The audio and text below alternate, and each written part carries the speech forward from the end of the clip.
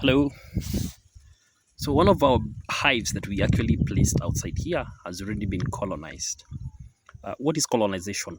So in beekeeping, the term colonization refers to when bees get to enter a new hive.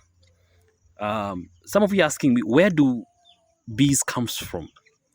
Bees are found abundantly in nature, and just like you and me, they need a conducive place to live in, and that is why now we provide the beehives where now the bees can actually come in and actually live.